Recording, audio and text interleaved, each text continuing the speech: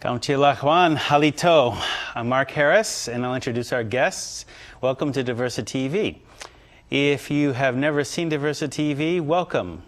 We are a weekly interview magazine television show, a broadcast from Lane Community College every Wednesday during regular terms. If you are returning and our growing legion of viewers, welcome back. DiversiTV roughly corresponds to the seasons, or rather, each of our seasons corresponds to a term at Lane Community College. We're in season 7, so we have well over 70 programs for your viewing pleasure. Basically, we follow the rubric of diversity, and we range over a number of topics under that rubric. So, to give you a taste of our mission, DiversiTV's mission is to illuminate everyday diversity issues and give the mic and the camera to those who don't always get it. And to that end, we basically, again, follow the term schedule. And so this season basically is a typical one. We always start with a native perspective, though by no means is that the only time that we view air a native perspective. But because we're on Turtle Island, we always start with a native perspective. And because we follow the convention of speaking English, we then all have an Anglo perspective, generally. This season we had an Asian American perspective, the third one, a Latino, African American. Two-way seeing occurred with Esther Stutzman and Kalapuya and Shannon Applegate, descendant of settlers. We had a Latino youth perspective last week with Puertos Abiertos, one of the Latino youth and one of the people running the Rites of Passage program as we have here at Lane for about 13 years. Today's show is roughly along the rubric of spirituality and religion, though with some of us, spirituality, religion, and politics go hand in hand along with cultural recovery, as we shall see. And then we'll end next week with a class perspective, still working on getting our guests, who my preferred guest would be a Iraq War veteran, who's had some interesting experiences since coming back. A native elder long ago once recognized the danger and prophesied Indian people would meet 3 tests. And the way he characterized these tests is the Bible, the bottle, that is distilled alcohol, because native people, especially if you have pyramid technology, if you can build a pyramid, then you can also distill alcohol, because in order to build a pyramid, you actually have to have metallurgy.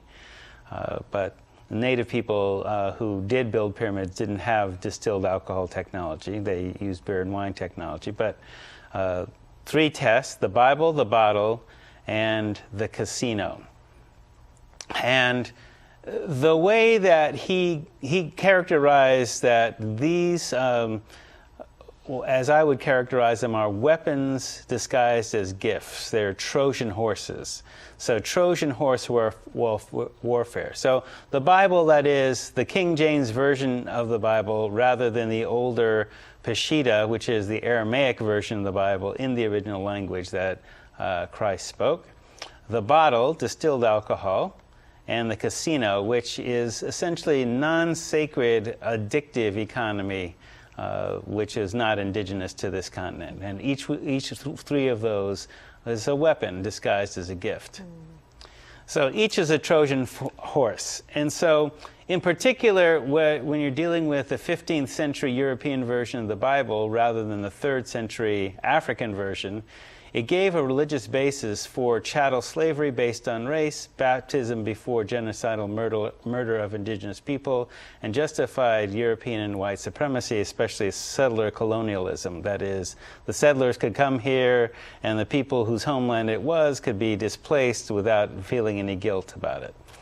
So in response, Native people have responded in various ways, and one of those ways is the wellbriety movement. So from that website at whitebison.org, Native Americans have resisted the effects of alcohol on Native societies and cultures from early in their European arrival on Turtle Island. There are well-documented words from tribal leaders going back to the 1600s and 1700s about the harm alcohol caused to Native people.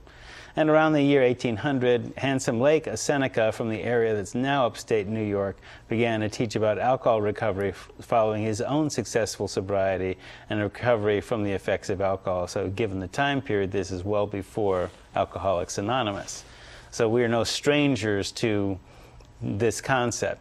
So it's for this reason, from White Bison's website, they talk about the Red Road to Wellbriety in the Native American way. It's dedicated to Handsome Lake and the history of resistance to alcohol and other forms of addiction.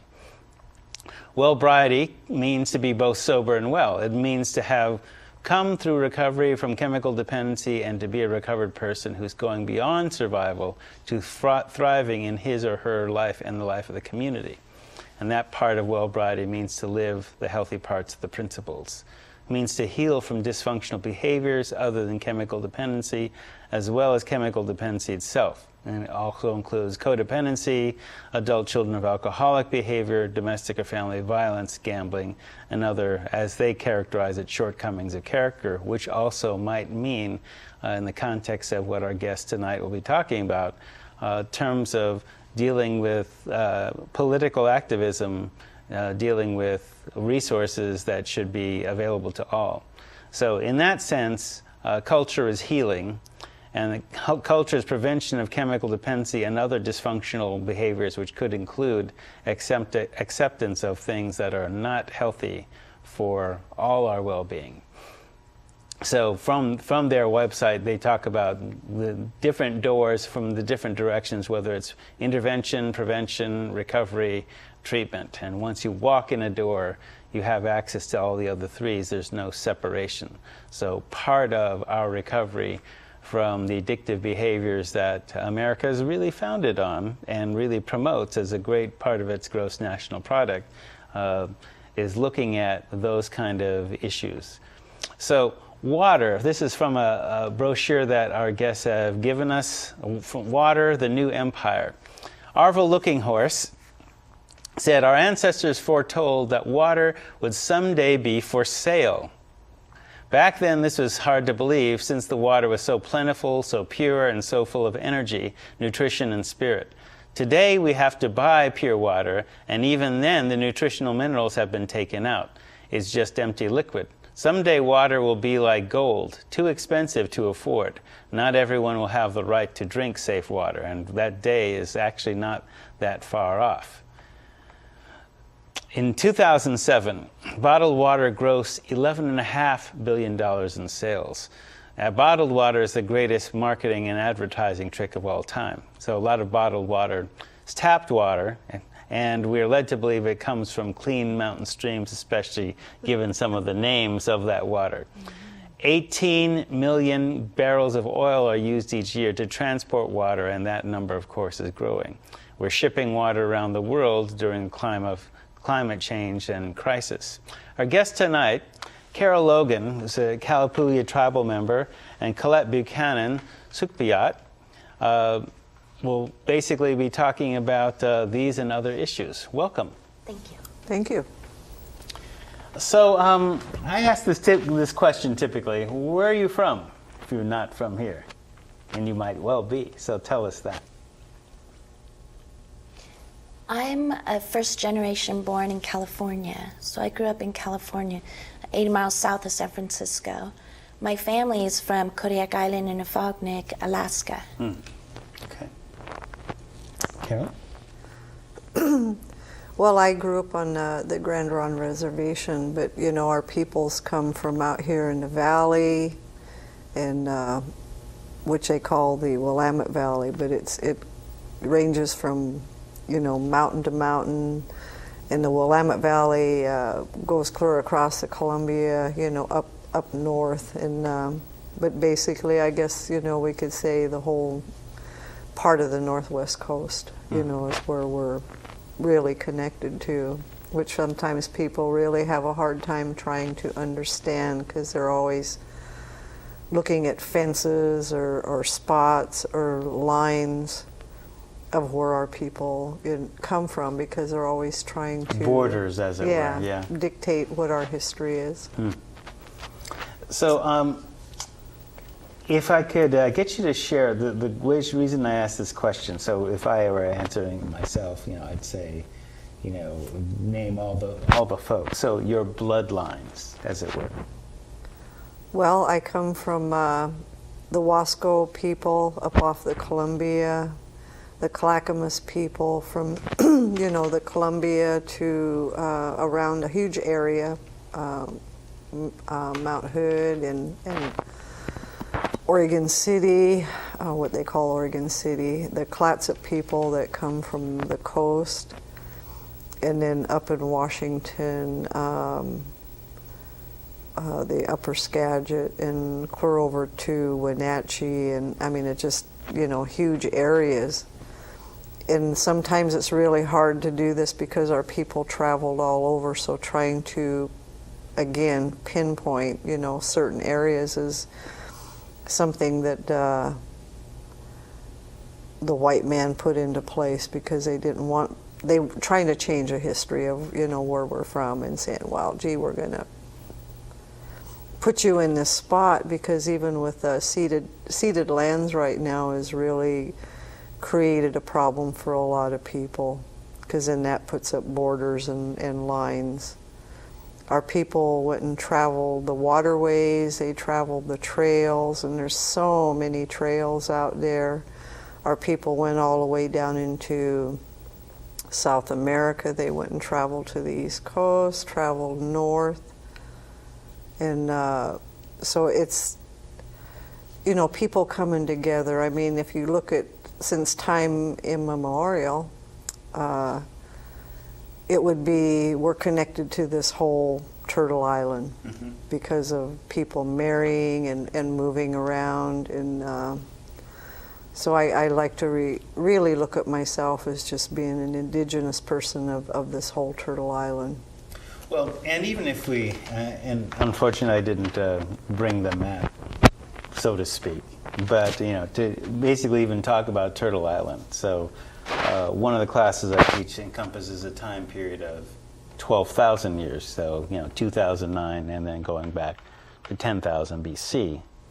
From just looking at the African American experience. So we don't even have to do time immemorial. Let's just do 10,000 years, right? And if we do 10,000 years, then Turtle Island essentially means the Arctic Circle down to Tierra del Fuego at the tip of South America, where there was well-established trade routes, at least going back 5,000 years, from the up and down both ends of the entire expanse of Turtle Island, as well as well into the interior of all those places.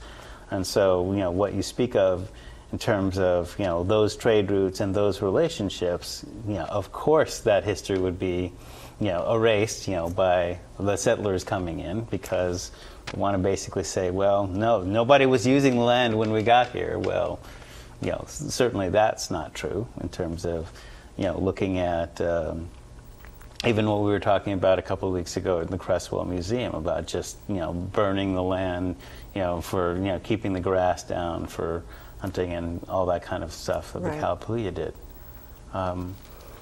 So when you look at that the story, for example, I want you to talk about living here, and then the experience of being kind of rounded up and put on various reserves, et cetera, et cetera. You told a story about, I think there was a little girl and the boarding school experience.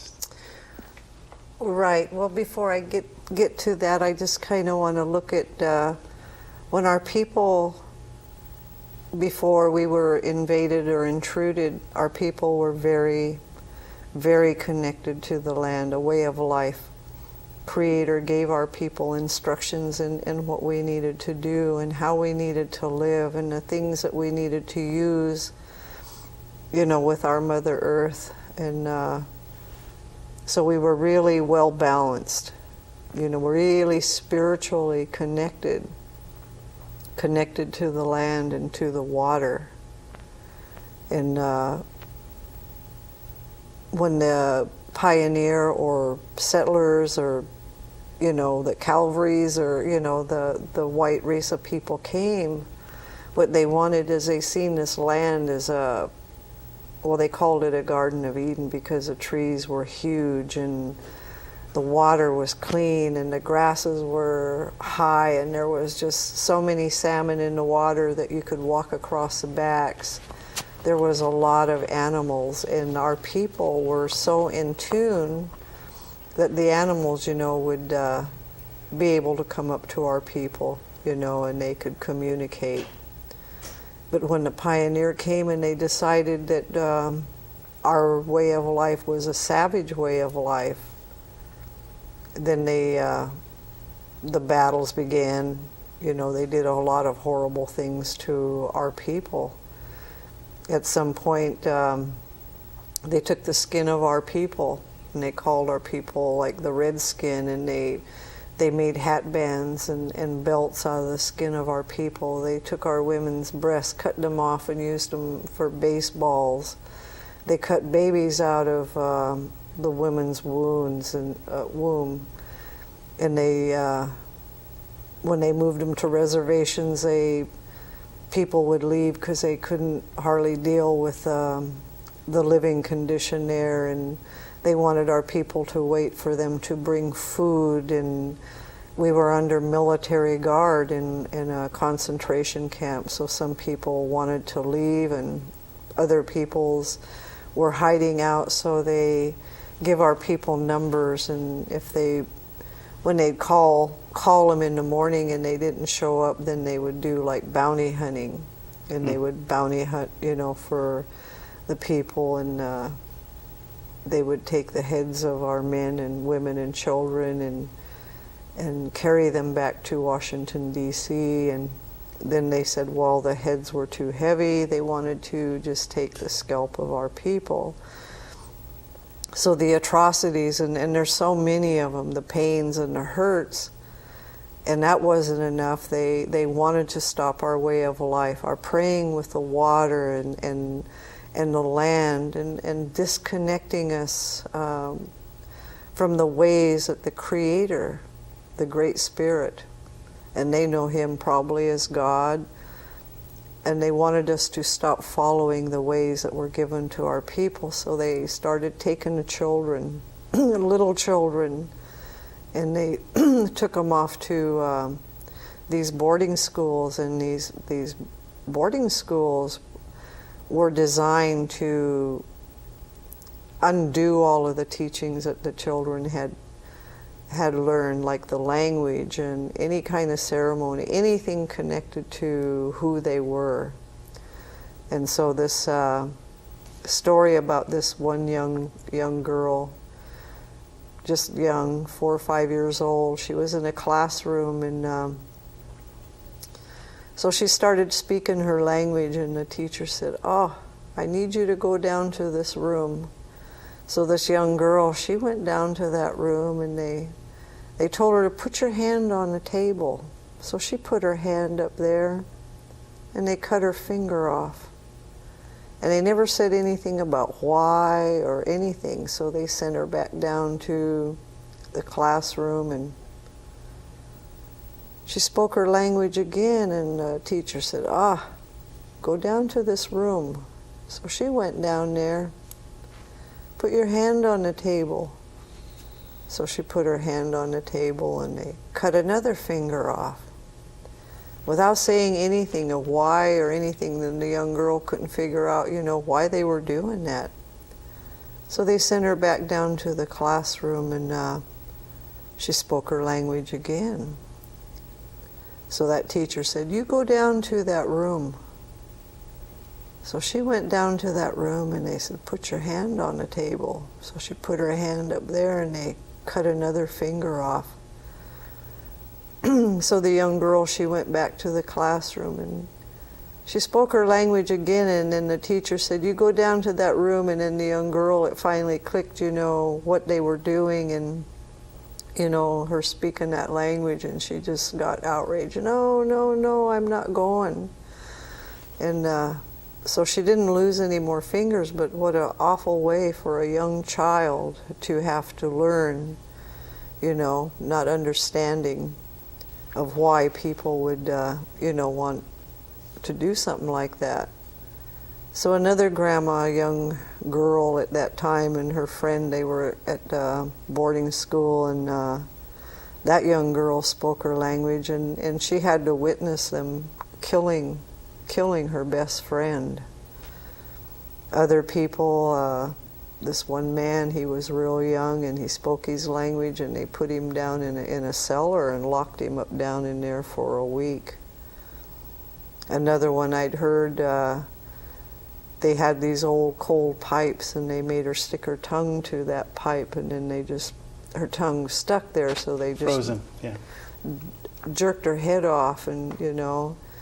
But there's a lot of stories out there, painful, you know, horrible stories with our people, and, you know, all because our people prayed with the water. They prayed before they used anything on the land. There's sacred trees out there that our people honor, and the animals.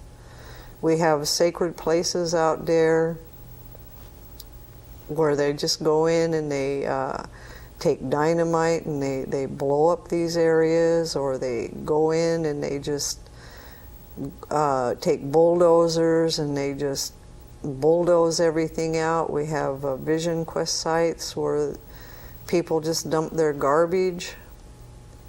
I mean, all of these things, and there's even this valley here where we had a lot of burial mounds, and there was camas that grew out there. You can drive down the freeway from Eugene to Salem, and you can't see any more camas.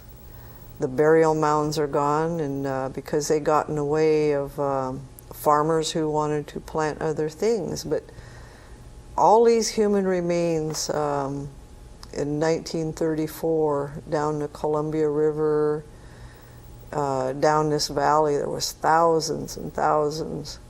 They loaded them onto this train, and they sent human remains to the Smithsonian. And then this museum over here at the university, it's a state repository, and what the University of Oregon. University Yes. of Oregon. Right. Natural History Museum, so to Natural speak. History of Hughes. What the museum couldn't take, they said they would take the rest of them. And so there was a few years back we protested, and but you know, they've never, you know, for the museum or the university to hand their human remains back, give them back to our people. And I know there's been 13 that's been released out of there, but they still refuse to let us know where all of our people are so that we can lay our people to rest. And I know they had warehouses at the university where they had human remains and mummified people stored in them. They had skulls that they had in different departments over there. So, you know, it's like, where's the respect for our people? Where's the respect for this land? You know, and all the treaties and restorations and other amendments. Restoration after termination. After We termination. should say. So, you know, part of, thank you for telling this, because it's a hidden history in a state that has had lots of hidden history, where, you know, this year they're celebrating the 150, you know, the sesquicentennial. Right. Right? And so one of the pieces that has always intrigued me about living here is the fact that when, you know, I take classes at OSU or whatever, and, you know, history of Native Americans, they make it sound so benign, when, you know, it always, you know, even understanding just the history of, you know, how this state gets admitted to the Union by doing racial exclusion against American citizens of color. So, and they don't talk about that. So how, if they're like easily just 15, if there were 15,000, and let's say that that's an undercount, so, but that's the figure that's usually thrown around, 15,000 Kalapuya just in this part of the valley, the Eugene-Springfield part of the valley alone, right? As well as, the Willamette Valley. But let's just say, right here, right? So, 15,000 going to 300, right? Or, say 60 million Native Americans just in North America down to 3 million. Mm-hmm. That doesn't happen just by illness. That happens forced march, genocide, and what you do with the survivors, is well documented. So, and if not well documented, is remembered by people and remembered out loud. So thank you for doing that. Even though it's painful to hear, it needs to be talked about, because then it leads up to our present conditions. What was once done to you because of race is now being done to everybody else, right, for reasons of money. And we come to, what Arvold was talking about in terms of looking at the whole water issue. Like, who would have imagined that water, so necessary for life, becomes a commodity? Right. So talk about that some, Colette. It's become quite a great commodity. In the year 2007 alone, it grossed $11.5 million. So, yeah. And that's ridiculous to think about, considering the fact that, I grew up with water coming out of the faucet. And today, it's been forced upon us that we can't drink our tap water anymore. Right, because sometimes it was polluted. I remember driving up through the valley, San Joaquin Valley from Los Angeles to here, right, and signs by the road saying, how come Sacramento and Stockton, two towns, get to dump their sewage into our drinking water? Right.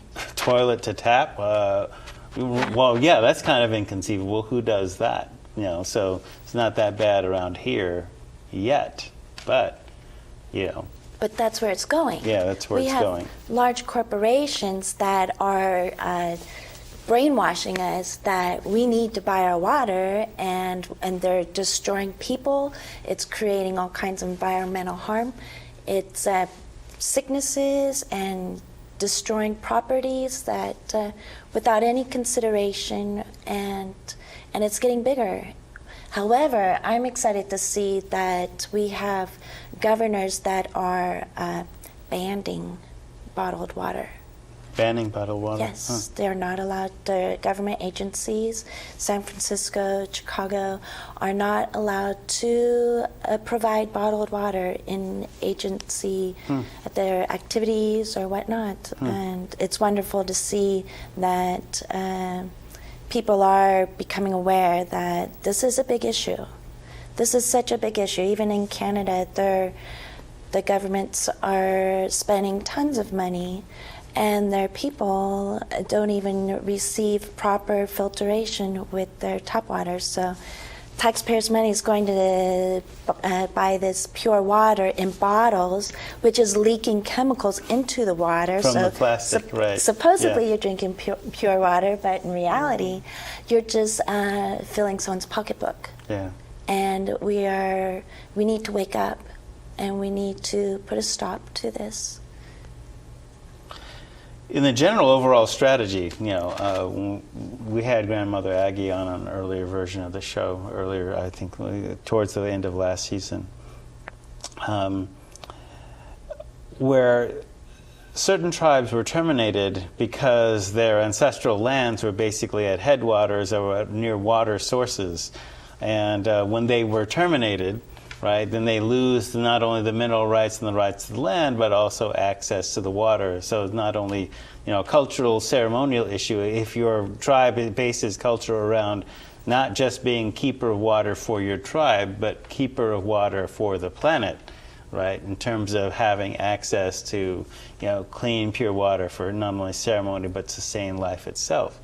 And so part of that battle, tying it back into like native rights is, whoa, we got terminated and then we just get restored, and well, great, we get a casino, but what about the pure water, because you can't drink money. Right. That is happening right now with the Winneman people in Shasta. Yeah. With the Nestle Corporation. And Nestle's Arrowhead, by the way, Arrowhead Water. I hope it was okay to bring that Well, I name mean, up, we've talked about that. I mean, I've talked about it in my class, It's like, Good. right, Yeah. Nestle's Arrowhead Water. So, And they're destroying communities. They're destroying ceremonial locations, and people are getting sick with the plants of producing these plastic bottles and whatnot. Yeah, Nestle is making a lot of money and causing a lot of harm. well, and, in all fairness, they're not the only ones doing that. I'm sorry, yes, you're No, right. I mean, so again, access to water, is a basic human right. And so all over the world, that's where, when we have Native basically prophesying that, oh, well, one day water will be more precious than gold. Well, we're seeing that become a reality and have that be normal instead of, what's next? Charging us for air? Right. That could be next. So in terms of some of the issues around water and culture, what are some of the solutions that you see need to be promoted? Well, what we'd like to see is this state, our governor, ODOT, different organizations start cleaning up the water and doing different things for their drainage. We have like Mount Hood. They've got people up there playing around in the snow. We'd like for people to get real serious, about really getting down to cleaning up the water, because the way it's heading and the way I see the children and different people, they are getting to where they actually hate water. Oh, water? I can't drink water. Where's my pop? Or, well, gee, I don't drink that stuff. It rusts my pipe. Where's my booze at? But water is life, and the animals the fish, the animals that that need the water, let alone people and plants and trees. I mean, water is a really sacred. It's very sacred to our people. Even the mountains out there, where the water are watersheds, and people are playing in the watershed. They're cutting the trees. The watersheds are the trees that keep the water in there and keep the water clean, because it filters it. And but it's all, like you said, for big money. The logging companies wouldn't be able to go out there and be cutting the trees. But it's horrible, because people are being taught to hate water now. And water, we need water. We need to pray with that water. We need to be thankful, that we have this precious water, to be able to use it in the many different kind of ways that was put here. I don't think Creator put all this water here just because it's something to ignore or to play with, or, gee, you don't need it. Or to play in. Or you don't need it. Yeah. It's very sacred, and we need to start taking care of our water. And that's what we want, is people to start cleaning these toxins, up out of the water. They can find other places to take care of their toxic waste instead of dumping it in the water and assuming that the water's going to hide it, or the water... Or it's not my problem because it's going downstream. Right. Passing it on and hoping that, nobody will notice it because it's in the water, or thinking that water's going to take care of everything. But it shows up in the fish. Yes, it does. It shows up in,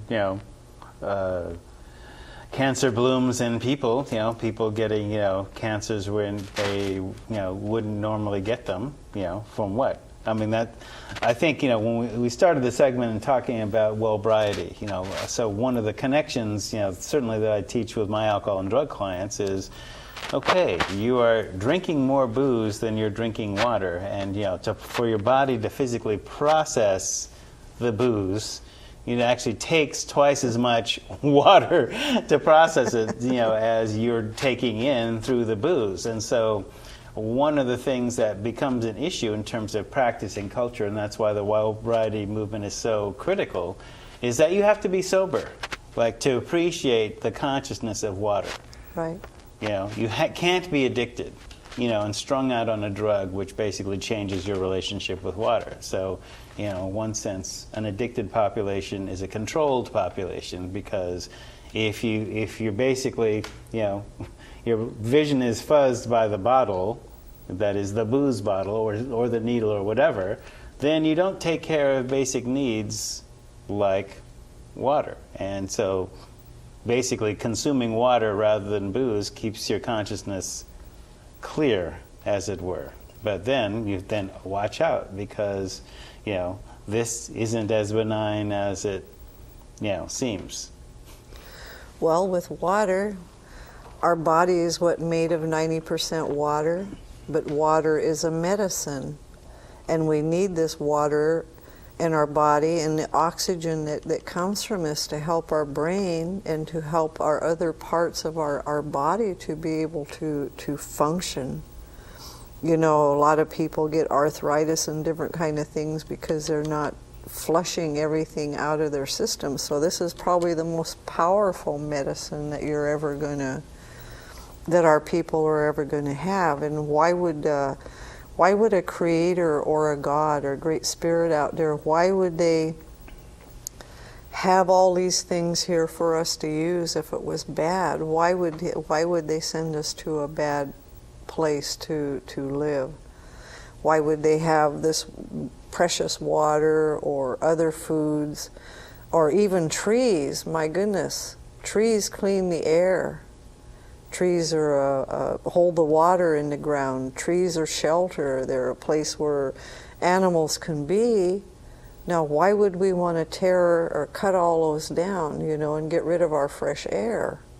Why would we want to get rid of the water, pollute it? So the thinking out there, where is it coming from? If people hate water, like it's getting, and this is, is it coming from an addiction source of thinking that, I don't want this water because it's going to rust my pipes, And I've actually heard that. It's not like you're not pulling it out of your hat, as it were. People do actually say things like right. that. So you begin to wonder, where is this thinking coming from? So it's certainly not, from a sustainability point of view, where you're thinking about 7 generations, ahead. So no, you don't clear cut this hill, because you need some of the trees, to retain the water and to attract the water, because big trees bring in water, not only releasing water, but also having water be retained. And that's why we call it a watershed, right?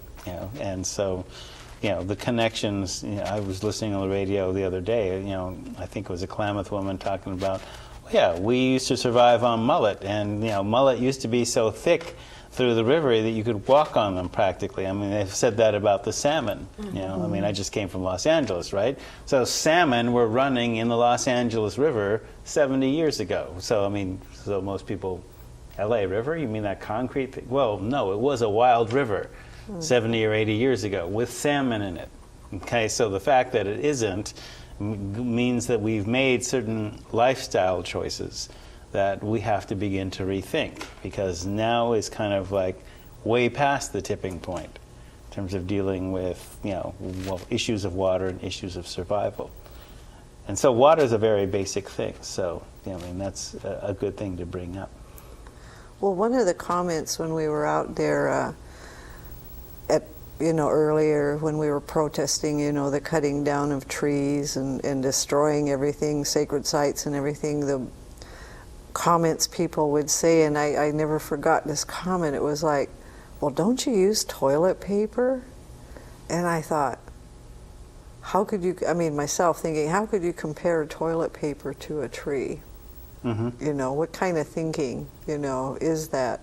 Where did that come from? Mm-hmm. Yeah, who made it normal? Well, I'm just thinking of civilizations that have been around longer than 1,000 years. Not that Western civilization is that old, but I'm thinking like China, thinking like Africa, okay? Where they make paper out of papyrus, a reed, that if you're going to use wood for anything, you use it for building houses, maybe boats, but you certainly don't clear-cut forests necessarily for that. Chinese using rice for paper. So civilizations don't use wood for paper. You know, so yeah, don't you use toilet paper? Well, right, good idea. Yeah, we could make toilet paper from things other than trees. Right. You know, I mean, you could answer it that way. You know, I mean, so many of our basic things that we take for granted, you know, are based on, well, not only unsustainable practices, but things that have become standard practice only in the last couple of 100 years. Right. So to return to, you know, some kind of basic culture, where do you start in terms of looking at, you know, we know what they started, where they started in terms of destroying a culture. Well, you start with the children. Right. You know, and so that boarding school story was actually, you know, there are people that are probably not going to believe that. But that was actually, you know, as I commented before, you know, at our gig at Cresswell, it's like, that was one of the nicer ones. People usually got killed for speaking their language. So only having your fingers cut or only believing that people are just going to get slapped on the wrist with a ruler, no. These folks, you know, this did happen, and it did happen here in Oregon. And the reason that it isn't being talked about, like so many other things not being talked about, is because it did in fact happen. So, yeah, to destroy a culture, you start with taking the children. And probably with rebuilding a culture, you also start with the children, but also by modeling behavior. So what are some of the things that you would talk about in terms of modeling good behavior with water that could be policy?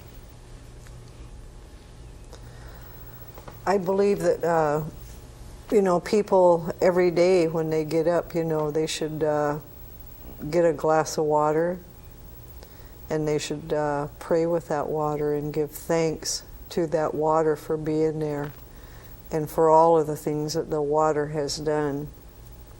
You know, for everything, for every living thing, the trees, the animals, you know, for our very existence. Because one thing, water is a forever thing here in our life expectancy. You know, we're just visitors. And how could we even have it in our thought that we have a right as as people to destroy the water? The water here on this earth is supposed to be here forever. The oceans, the trees, the rocks, everything with this earth. And if the Creator, the Great Spirit, God, put this earth together, where did we ever get in our mind that we're going to come here and destroy it? Do people really think that there's not going to be any repercussions for that? Do people think that their spirit isn't going to live on forever? Or do people think that their children, you know, are going to be able to sustain a way of life? How could people even want to even put themselves in that thought of their children out there scavenging for water or for food? Where did these things, this thinking come from? Who are these people and why are they doing this? But there is repercussions, you know, and our spirit lives forever. Our body will go back, and we need that water when our you know, when we do our ceremonies for our body to be laid to rest. Our bodies needs that water in order to help us to return to the earth. Water plays many roles for many different kind of things for our people. as a way of travel, our ceremonies, animals, for our food that we eat because we want our food to be healthy. I mean, why would we want to have our food destroyed? Why would we want our children to suffer? Why do we want our old people to suffer? Everything depends on water. Water is very, very sacred. But this earth is sacred, the water. Creator put this here, and why would people want to destroy something that was put together for people to use and to help them in a way of life here? So you talk about people getting up, praying with water. Mm-hmm. I know you're doing ceremony Right. around the waters. I don't know. You don't have to reveal exactly all that, but I mean the fact that you're doing that. What all is involved with that you can talk about? Well, for one thing, our water, like we said, it's really sacred, and we're going to go and have the ceremony and some others because we want to apologize to the water. We want to acknowledge that water, how wonderful that water is and everything that water does, and give, and let that water know, because we don't want our children to suffer, but this is why we're doing this, and the animals and everything, and we don't want the water to dry up and leave. So we're going to start doing these ceremonies. Colette, your folks are, your ancestral land's Kodiak. Yes, in Afognik. It's 3 miles from Kodiak Island. Okay. So they actually traveled back and forth seasonally between islands. Yeah. Was there a permanent ice pack there? I'm trying to visualize like where it is. Yeah. My Alaskan geography is not all that good. That's okay. Actually, Kodiak Island is the second largest United States island after Hawaii. Whoa. And it's that large island south and central, just below Alaska, starting the Aleutian Island chain. Okay. Yeah. Okay. Wow. Yeah. In fact, it's strange that I'm here in Eugene area because my father and his parents moved to Springfield from Kodiak. Driving all the way here, yeah. My next stop is Alaska. But yeah, there's Sugpiaq people. Mm-hmm. Why here? Well, the coast is, like Carol mentioned, was very familiar with the people. And my grandfather went from San Francisco selling goods off a boat, rowboat, of course, and all the way up to Alaska, just stopping off the coast. So it's just coastal lands that, and why Springfield in particular, I'm not really sure, but Seattle and Oregon are destinations that are very common with the Alaskan people. Yeah, well, we don't have to go time immemorial, but certainly thousands of years. Mm-hmm. So what about your relationship with water? Well, with the Winnemem people, I've really had a deep concern and worry and a desire to do something, but I wasn't sure exactly what.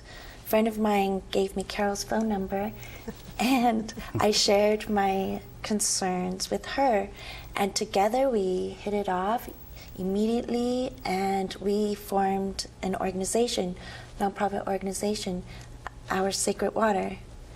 And our goal with this is to provide solutions to our water crisis, one step at a time.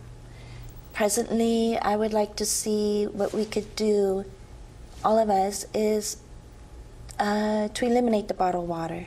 We don't need to support these corporations. If you want better water, buy a filter and fill your own jars. But it's just, we need to wake up with the harm. We also want to go to different plants that are polluting the water and industrial plants. Thank you. And put a stop to it, one at a time. You know, we can gather money. We don't need to knock on the government's door. Our goal as an organization is to go out there and see what we can do to solve a problem. I mean, certainly one of the things that we take actually for granted here in the States is, our access to water, even out of a tap, where a lot of people don't necessarily have that. Even a lot of people within the States don't necessarily have that. So, I mean, to look at the shift from, depending on bottled water, because I know, just coming from Los Angeles, nobody drinks LA tap water unless you can afford to get bottled water from what used to be Arrowhead and now Nestle, right? So getting bottled water has been the thing rather than doing filtered water. But in a lot of areas you might not necessarily have that option, or the water may be so polluted that a filter might not take care of it. So that then becomes another issue in terms of looking at, all right, so why isn't it a basic right, just like democracy, have access to, clean, healthy water, and have access to that as the norm, just as being able to vote. Right.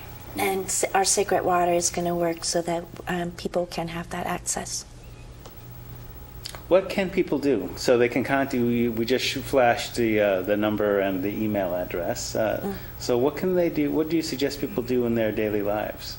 Or even their political lives? Stop the bottled water. Stop the bottled water? Okay. That's what each person can do to make a big difference. Yeah. We have organizations that have gatherings, picnics, or whatnot, and what do they bring?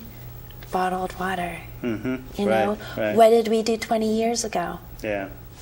And I guess part of the issue is, even if you, not just to be down on the Arrowheads of the world, but there is, even if you do best case scenario and recycle the water bottles, right? A lot of people don't.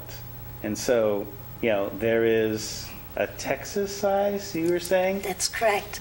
We have enough pollution that can fill the size of Texas floating around in our waters. No, it's actually out there. I remember, when I was out, visiting my daughter in Hawaii, right, there's a island of trash, they were saying at the time, the size of England. And now you're saying the size of Texas? It is. In the Pacific Ocean alone. And our animals, our mammals and fish are feeding off this, right? Yeah, and a lot of that, plastic bottles, right? So it's creating a lot of harm. Right. So our, common choices being one of the countries that are, involved with that pollution. So, final thoughts? I would like to see them, this country here, this state, corporations or, whoever's in charge, our governor, to set up things to dredge the waters, to clean them and get this plastic and figure out what they're going to do with it, how they're going to be able to get rid of it in a way to where it's not going to be everywhere polluting, and change another way of how they want to disperse things, whether it's pottery or whatever, things that people can use instead of plastic that has to be thrown away. Yeah. You, Colette? I'm drawing a blank, sorry. It's okay. It's all right. So, go to slide if you would. So this is their brochure. Our sacred waters, our sacred water at gmail.com. You can email Colette and Carol at that address. And basically, one of the things, the focus is, by eliminating bottled water, we eliminate one of the biggest problems facing our environment. So looking at our relationship with water is one of the very basic things that we can do to help look at restoring a culture that's less addictive and also more based on the natural environment, which is definitely, if that isn't combining your spirituality and your politics, I don't know what is. Teaching that to your children. So, if you like what you've seen tonight, email us at liveclass@lanecc.edu. Include DiversiTV in the subject line, and tell a friend about this show and other shows. And if you want to suggest topics for us to review or guess, please do that. Till then, go well, stay well.